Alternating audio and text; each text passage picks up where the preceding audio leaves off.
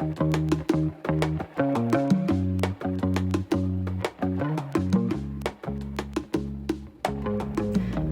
everyone, my name is Justina. Welcome back or welcome to Investigative Selfism. And let me dive into today's topic, which is something that I think we all have to deal with at some point or points even, or kind of continuously in our lives. That is a topic that I will phrase as a question, which is, do you take things very personally?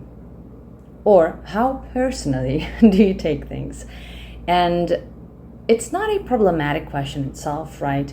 Because it's difficult for us with our egos, right? Not to take what we're experiencing personally, because we need a vessel, we need a container to experience the world from, and that is usually us, our personality, our ego, and how we choose to construct our world. So that is not bad in itself.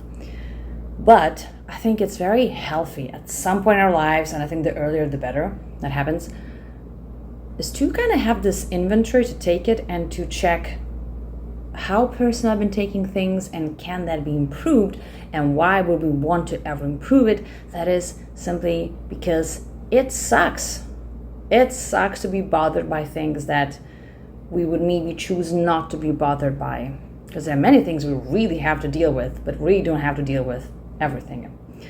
So when I was thinking about, the topic of taking things personally, how not to do that, how to do that, to an extent that's healthy for us, and how to move away from these painful, triggering kind of moments, like how to work with ourselves in that respect. And several thoughts came to my head, mostly from various resources, books, podcasts, types of therapy. And I want to summarize these points for you in this video or podcast episode. You might be watching, you might be just listening to, which is fine. And I thought of, it's not an exhaustive list, first of all, but I thought of 4 points that could be seen as almost like 4 layers of how deep do you really want to go, and how much of this analysis we're ready to do. And these are just quick points, and I know that there is no single quote or beautiful reminder or just like a quick tip that can help us really get rid of sometimes a very unhealthy kind of way of looking at what's being said to us and how we accept everything.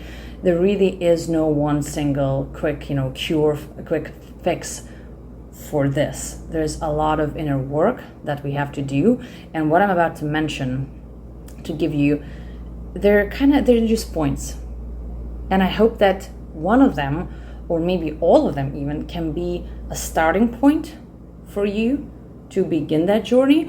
Or if you are somewhere on that journey, that is just another point, another reminder, and another useful thing to keep in your toolbox. So 4 things, 4 questions, reminders that we can use when we're assessing how personally we're taking things, and especially when someone maybe says something or does something and we would like not to take it so personally. So number 1, a very simple quote / reminder that can be actually quite powerful. If you just remember that when something's a bit tough, I think it can be very helpful. And there's that saying, which you maybe heard before: what A says about B says more about A than it says about B. So, someone's being rude to you, someone says some kind of a weird comment, right? The tone, maybe passive aggressiveness, something very hurtful, with an intention to hurt you.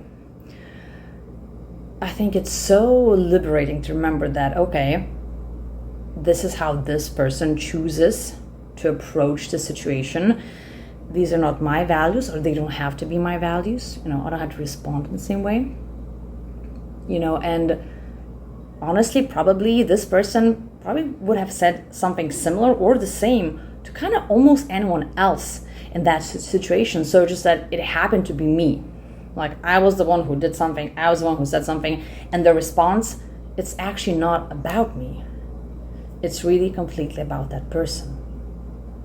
So just like we have to take that responsibility, we have to take that agency, how we respond. I was provoked. Well, this person forced me to push me. No. Our responsibility. If we claim that we have that agency, and if we move away from that victimhood into like, no, I have agency, I have choices in my life, then we cannot say we were provoked. That was, how we respond, or we say that's our choice.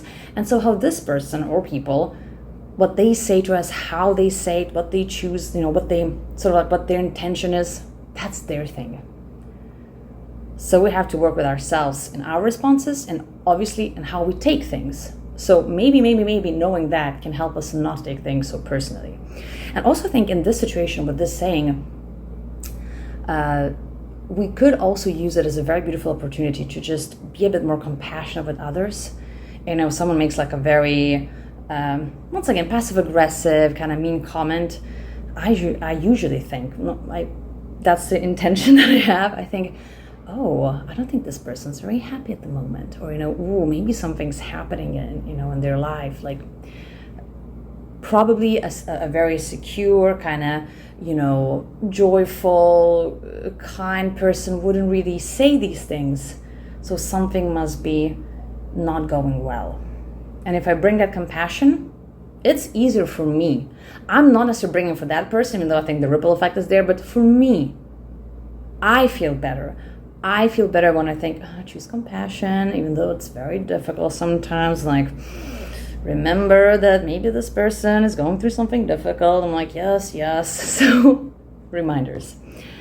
The second point I want to give you is that simple check-in. And you can ask yourself, is it really worth my time? If I'm thinking, but this person said something and the tone was like this, and like, what did he or she mean? And sometimes that is important. Maybe something objectively important was told, said to you, and you kind of have to analyze it. But if it's something kind of small, like, why is it bothering me? You could ask yourself, is it really worth my time? Like, oh, will I remember this in a day? Will I remember this in 5 days? Will I remember that in a year? And I do like this rule. Because some things, yes, we have to address them, have to deal with them. But some things, not really. So maybe that situation is one of those things. The third point, I really like this one, and it kind of goes two ways. Let's say if someone's very rude, right? Someone says to you something in a very rude manner and just like really mean, aggressive maybe, then it's, maybe analyze in different ways.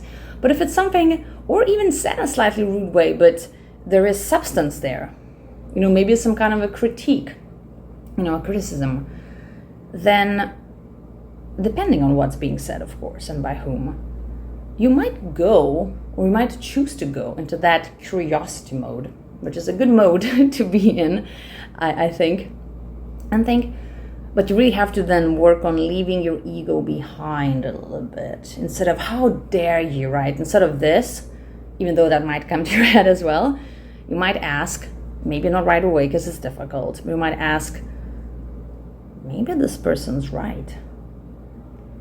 Maybe there's some truth in that criticism, in that comment, right? If someone says, for example, well, in a mean way, like, well, clearly, you didn't do your best here.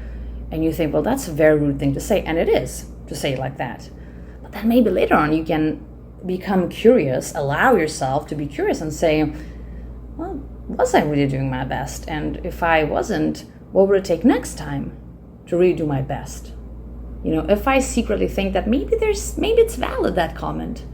If I just deconstruct the horrible manner in which it was said, maybe there's some substance there. And if I'm curious enough, I can say, you know what, maybe I didn't do a very good job there. So curiosity and a bit of compassion towards ourselves, which is a lot. It is a lot, and really depends how or where you are on your journey of, worthiness and self-worth, because I think there are periods in our lives when we don't feel worthy.